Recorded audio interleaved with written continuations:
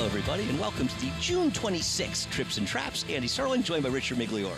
Yeah, and it's a beautiful day here. A little warm, but perfect for racing. It is summer, and it's warm. Yeah. We actually have, believe it or not, a dirt race on today's show, as we're going to show 4 races, and we'll start with the 4th race from June 18th.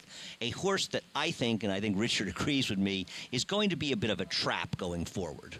Yeah, I think this horse creates a lot of her own problems, and I don't know if it's just her being uncomfortable around other horses. As you point her out, she was getting a very good trip for the turf. Jose Lezcano had her in the right spot, saving ground. There was a very fast pace, and she just bailed out of a spot. Yeah, no, I agree. You know, it's interesting watching it. We're going to show you, and we're talking about the 3 Enchanted Dreams. We're going to show you the head-on around the turn. You can't see exactly what happened, but we were talking about it, and obviously Richie being in these situations himself.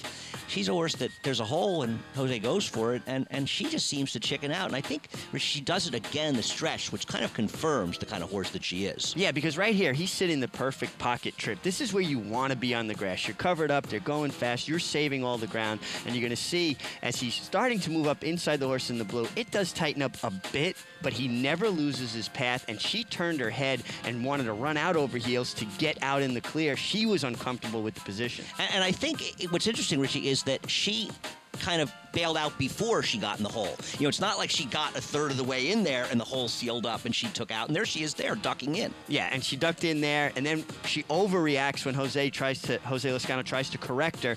She's a filly that just seems to me, that's not greenness. That's just being uncomfortable around other horses. And again, I believe she creates all her own problems. Yeah, she's the kind of horse that if you're a rider, I have to think, Richie, and we'll take a look at it here, and you're going to see, there's the 2. This is the horse that eventually ends up being outside of her. I mean, she's probably a good 2 pass off the rail. And she does come in a bit there, but there's always space. You could see she always had room, and then she kind of put her toes in the ground and ducked to the outside, which creates a dangerous situation for the rider because now she's actually running towards the danger, being on top of that horse's heels. You're a rider. This is just the kind of horse that's going to make you look bad. You're probably not going to win a race on her, and she's going to make you look bad.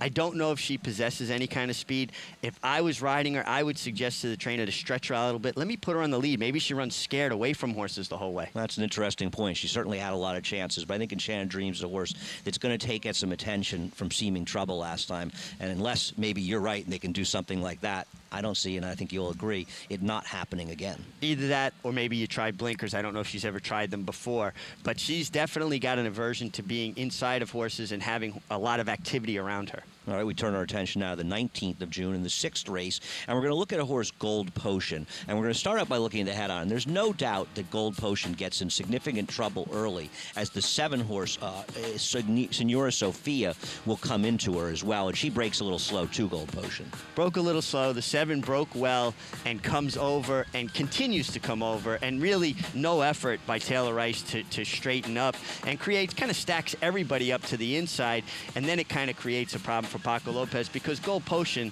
is a little bit tricky to ride anyway. Yeah, she looks like a very difficult horse to ride, and you can see him steadying her out to the middle of the racetrack there. He just wants to get her out of trouble, and we'll now go to the pan shot here, and you'll see when you look at the pan shot how she actually breaks just fine here. I mean, she's right up towards the lead at the break. You see her with the red hat and those red stripes right in there. So she doesn't break badly, but because Senora Sophia is coming in, she effectively takes her out of the race, Richie. Yeah, and Senora Sophia broke very alertly, but you can only come into a certain point. At some point, you have to correct that situation, and honestly, that's up to the stewards to talk to the riders about. I agree, and Taylor's been riding very well here, but that's something that obviously is a situation that can only get worse and be a problem. Now, Gold Potion is now a situation where she's out in the clear, and she's rushing up. Here's my thing with Gold Potion. This is about her 3rd time on Trips and Traps. I think once these horses start appearing on this show a lot, I think it says more about the horse than anything else. Well, absolutely. She's giving Paco Lopez fits about now. She's trying to run out very badly. I went back and watched other races of hers. She always tries to bear out. Very difficult to handle. And you can see Paco's body and all his body weight and the way his left arm is broken away from her neck, trying to keep her straight. I mean, he's hanging to the left, trying to keep his body weight that way to keep her straight, and she wants to run to the middle of the track. this is a horse I don't think you want a lot of going forward. Yeah, well, that's the problem. She's going to get herself in trouble. Now, what I found interesting about this race, and I actually think Mononoke ran the best race of anybody, because this race featured an extremely contested pace, and the winner came from almost dead last at 28-1, a horse who had shown speed the time before that, Junior Alvarado giving a perfect ride. Cajun Wedding came from 6th early in here. This race was a bit of a meltdown, and Gold Potion is the one that made the middle move into the race after having the trouble early. So if you take out her as a racehorse, and you just look at the dynamics of the race, you would say, well, Gold Potion ran well because she had trouble early, taken out of the race, rushed up a chase of a contested pace, and then she's not surprisingly tired. But she may be a horse that does that to herself all the time. Well, and she even created that middle move herself. I don't think that was Paco Lopez's idea. She kind of locks on the bridle, runs off with him, and then the more holds you take, the more she tries to bear out. So you're kind of caught between a rock and a hard place. Another horse that makes a rider's life miserable and makes him look bad. We will go on to June 20th and the 9th race on June 20th. And we want to talk about a couple of first-time starters here. One is the 3, Mr. Gioco, who finished 7th, and one is the 6, Boston Strong. And you can see Mr. Gioco broke slowest of all. Boston Strong broke a little bit slow, not terribly, but it also creates him getting shuffled back in here, because once you don't have that position, especially in a grass race, you're going to kind of get pushed back a little bit. You see the rider take a hold of him with a little bit of trouble there, and it seems to me that both of these horses, and Maggie had commented in the paddock about Mr. Gioco, that he looked like a horse that she thought might want to go longer. She liked the way he looked as far as being ready, but she thought he was a horse that would want some more distance, and I think both of these horses ran like horses that needed a little more distance. Well, Boston Strong finishes stronger than Mr. Gioco. Also was out in the clear. Mr. Gioco was having to negotiate some traffic, although I think he learned a lot more out of the race because he was presented with a lot of different situations. Well, that's exactly what I was hoping to talk to you about in here, because you're right. You guys are going to see both of them. They're actually, at this point, Mr. Gioco, the 3, is outside and about the 3 path, and Boston Strong is probably in the 3 to 4 path behind him. But the rider, Krista Carlo, on Mr. Gioco, opts to go inside of horses, whereas Boston Strong, as you said, stays out in the clear. And I was wondering if maybe that was a little bit by design with Mr. Gioco, a horse they knew needed a race. I would think so. And usually when a horse does need a run, first of all, it's an easier race on him because you're not out in the clear running as hard, and you're going to see Mr. Boston Strong finish. He's very strong on the outside, really running. And Mr. Gioco's kind of got to peck and poke and get more out of the race from a mental aspect. But now we're going to look at as they gallop out, and I thought this was telling, and I had a thought about it, which kind of goes along with what Maggie had said in the paddock about Mr. Gioco. There's Boston Strong in front, but here's Mr. Gioco now along the inside, galloping out, and he winds up galloping out in front. I think Mr. Gioco is a horse that's definitely going to want to go further. He's going to be more comfortable going longer, get in that rhythm and finish. Boston Strong, although he finished so well, I believe he has more brilliance, more turn of foot. I don't know that he wants to go as far as people are going to think out of this race. I think out of the two, I like Mr. Gioco on the stretch out. Boston Strong, he's going to have to show me. I tend to agree with you. I think it's going to be very interesting what happens, because it's not a big favorite that they're going to run here at Belmont Park. And 7 furlongs might hit Boston Strong right between the eyes. And I bet you these horses show up at Saratoga in a mile turf race. And a lot of people are going to look at Boston Strong. I'm looking at Mr. Gioco for the reasons that you just said there. I think he's going to flourish more at a mile. And I wonder if Boston Strong, Saratoga is a difficult spot for them. Will they end up, if it doesn't work out, and maybe it will, it's not like he can't win, and you're not saying he can't, cuts back to 5.5 or waits for 7 here. Well, yeah, that's the thing. There's less options up there. It's either you've got to go in that sprint 5.5. We don't run 6 there. We don't run 7.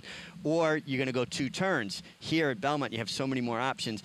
And I really believe watching that, he's got more turn of foot, and that doesn't always bode well for going that much further.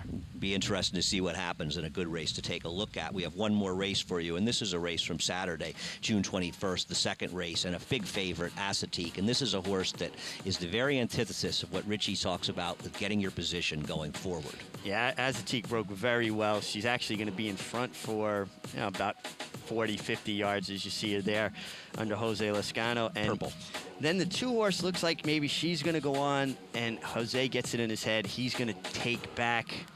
I think he misread the pace, Andy. Yeah, that horse comes at him, and she sort of make a sudden move back there instead of sort of sitting on the horse and saying, how fast are we going forward? I think this also gets a little bit to what you like to talk about, Richie. And now he senses her going slow. She goes up again. Now more horses go. He takes back abruptly at this point, Richie. You know, I can understand the part about wanting to take off the 2-horse Legally Bay. Long shot. It's a long shot. You don't want to get involved with this horse. So now you get committed to this idea, and when the two rush from the outside, do you now try to rush off with them? Now he kind of got caught. I think that's why you have to allow horses to get in their stride, get in their rhythm. Now, I talked to Bobby Robato, the trainer of Assateague, yesterday, and he said he did say to Jose that he thought there was some pace. It was her one race back after going 6. Maybe it'd be better not to be on the lead. He thinks he might have put that idea in Jose's mind, but you have to be able to call audibles, and you have to judge the pace properly.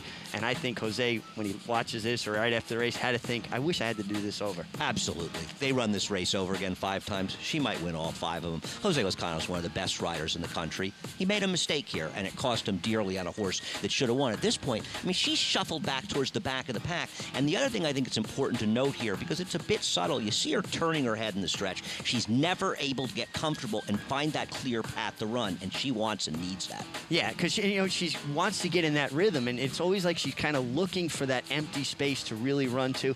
And plus, let's not discount, they went very slow, especially the way the turf was, and they're finishing. So it's hard to finish into that, especially when you don't have all daylight in front of you. Yeah, and it's, it reminds me, and I love this thing you say, she's running with the emergency brake on the stretch. You can see that she's not exerting herself even close to her fullest because she's not in a position where she's comfortable. And I think this gets to what we talk about with, you look at the race before that, with the horse being Boston Strong, all the way on the outside in the clear. That's where they're most comfortable. Most horses. Well, most horses, and especially as they get running, you want to give them every opportunity to keep all that momentum, not have to think about where you're going to go 50 yards down the road. And 50 yards with a racehorse is right now. Yeah, I think there was some interesting race we talked about. We can always use your help, trips, and traps at NYRank.com.